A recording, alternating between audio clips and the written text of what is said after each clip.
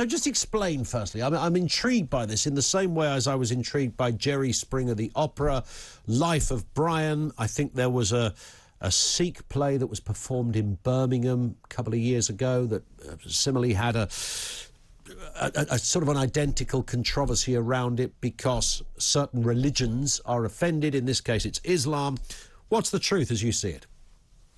Well, firstly, you're giving your age away by giving those classics. Yeah, you're not wrong, yes. The Life of Brian was a giveaway there, wasn't it? Indeed. Well, anyway, the issue isn't actually anything but a film has been made and it's portraying a sectarian version of Islamic history that is at the least questionable and, according to majority of the historians, very fabricated. And the worst part is, actually, it's going to stoke up sectarian tension within our communities for no reason.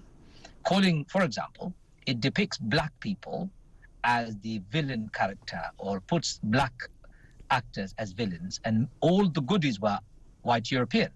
There's a subtle racism in what they have also portrayed, twisting the history of Islam in the sense that three of the holiest or most sacred historic personalities within the Islamic history has been almost termed as treacherous people who plotted to kill the Prophet and the daughter of the Prophet.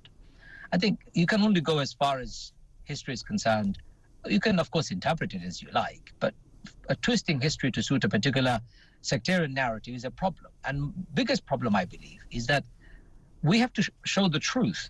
And of course, within the truth, there could be variations of truth. I agree with that, and I understand. And there has to be freedom to be able to express that. I have no problem with any of those films.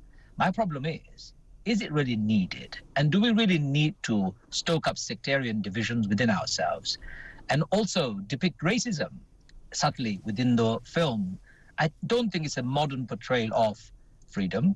I don't think it's a portrayal of Islam in its history. It's just a twisted version of a person's own narrative, and that's the problem. But is that...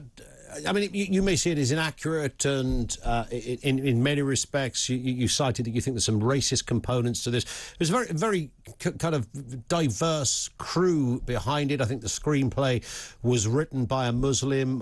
The director, I'm not quite so sure, but they wouldn't have set out to... clearly, let's make a film that's going to offend people. This is their art and their interpretation of something. It might be warped, it might be wrong, but that's what art does, isn't it? From paintings to books to films through to theatre. But this gentleman who is behind this film, he's well known in the Arab world, in his Arabic broadcast, to actually be a hate preacher. This is Sheikh Al-Habib, is that right? Yeah, that's Al-Habib. We know him well from the Arabic world. Okay. He's well known in the Arab world for preaching Shia-Sunni schism and division as often as he can. He's vitriolic about it. He's quite damn right nasty when it comes to his portrayal of the Sunni narrative.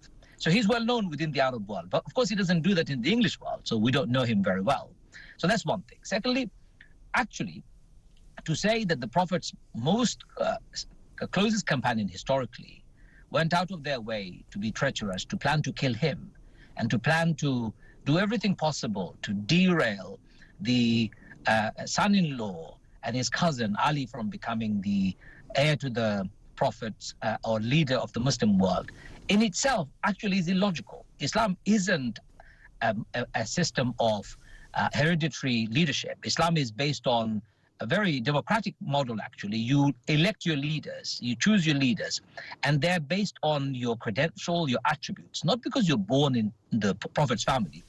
That would smack hypocrisy within Islam, because Quran contradicts that. The biggest issue people are raising is it that Muslims are very upset about blasphemy. I'm not upset about blasphemy at all. For me, people can criticize Islam all they want. They can say anything they want. God is not small. Prophet Muhammad doesn't need us to protect his honor. God doesn't need us to protect him. You can do what you like in that realm, of course.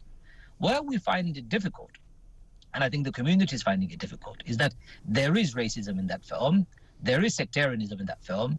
And at a time when we're trying to create harmony in our country, unity amongst ourselves, we don't need a film like that. But that we could argue that about many films, though, couldn't we? I mean, there's lots of films that are very controversial, whether they're about religion or something else, for that matter, that do divide opinion. That's part of art, surely. That's part of national debate. That's what we're all about, isn't it? It doesn't matter what religion you are. We can all debate and discuss this stuff. And, of course, we don't have to go to the cinema.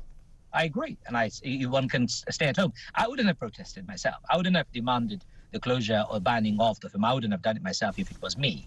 And I don't support banning of these things. When Salman Rushdie wrote his book, Satanic Verses, I was one of the young lads who went out to demonstrate against it. 10, 15 years later, I regret doing that, saying I did the wrong thing. We shouldn't have done that. So we as people, especially the Muslim community, our role should be to depict the true message without falling down the rabbit hole of being seen as people who like censorship. It's all about freedom, yes, of course, but freedom comes with responsibility. And in this film, the filmmaker hasn't taken responsibility for twisting stories, telling inaccurate information, and creating sectarian divide. That's the issue, and I think that needs to be discussed and debated. I wouldn't have a problem if the film goes ahead and people watch it. It's not a problem. Go ahead. But there has to be discussion about what's the intention of Yasir al-Habib, for why does he constantly go out of his way, deliberately to stoke up sectarian tension in the Arab world. He's clearly a provocateur in that respect.